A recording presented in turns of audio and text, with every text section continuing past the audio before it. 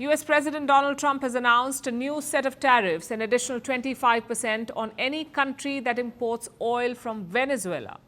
This is over and above everything that comes on the 2nd of April. It's a move to punish Venezuela by cutting off the country's key economic lifeline. But the tariffs don't target Caracas directly. They target buyers of Venezuelan oil. So countries like China and India are in Trump's crosshairs. Our next report has the details.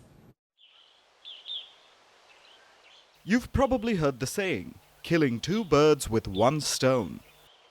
Well, Donald Trump plans to do just that. He has his metaphorical stone ready. It's a brand new 25% tariff. And his two birds are Venezuela and China. Trump signed this executive order yesterday. The name says it all, imposing tariffs on countries importing Venezuelan oil. Trump says the order is a way to punish Venezuela for purposefully and deceitfully sending tens of thousands of criminals to the US. He claimed that Venezuela keeps sending murderers and people of a very violent nature, especially members of the gang called Tren de Aragua. Trump has declared this gang a foreign terrorist organization, and he has been deporting anyone even suspected of being part of the gang. Trump says that his new executive order is a way to punish Venezuela, but indirectly. Instead of targeting Caracas, he's targeting countries that buy Venezuelan oil. His prime target is China. It's mentioned specifically in his executive order. China is the largest buyer of Venezuelan crude oil. It imported over 500,000 barrels of Venezuelan crude per day last month.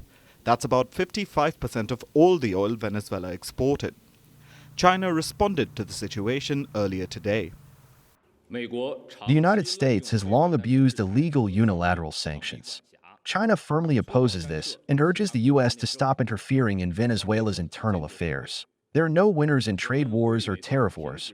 Raising tariffs will only impose greater losses on American businesses and consumers. Trump has already imposed a blanket 20% tariff on all Chinese imports to the US. There's an additional 25% on Chinese steel and aluminium. So if Beijing doesn't stop importing Venezuelan oil, the tariffs could go up to 45% on all goods and a whopping 70% on Chinese steel and aluminium. The Chinese statement may have been confrontational, but Beijing may actually toe Trump's line, because the alternative could devastate its trade. It would be easier for Beijing to just dump Venezuelan oil, and Caracas knows this. But Venezuela's President Nicolas Maduro struck a defiant note. We defeated yesterday's sanctions, and we will also defeat those to come. They can sanction and impose tariffs on whoever they want. What they will not be able to sanction is the love and patriotism of the Venezuelan people. China is the top buyer of Venezuelan oil, but second is the US. And conveniently for Trump, he can't really tariff himself. The American oil giant Chevron operates in Venezuela. It was supposed to wrap up its operations, but Trump just granted them an extension till the 27th of May. All other countries have to stop importing Venezuelan oil before the 2nd of April. So there's a chance that Chevron and the US could make a killing because of Trump's new executive order. But it doesn't end there, because other countries also import oil from Venezuela, countries like India. India's oil imports from Venezuela hit 22 million barrels in 2024, after years of no trade because of US sanctions.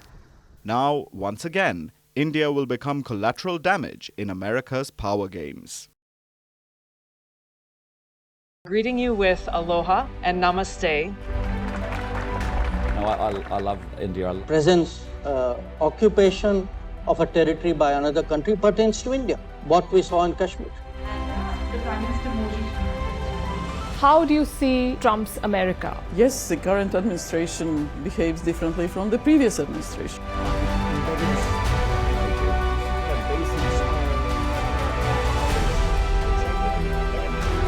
Are you saying that there are foreign powers who are trying to bring down the current government in Syria? Exactly. Bluntly, Iran, maybe Russia too. Prime Minister Modi committed to South-South, cooperation. Not over 50%. Is Ukraine prepared to pay the price for that peace? No compromises at the cost of territorial integrity and sovereignty.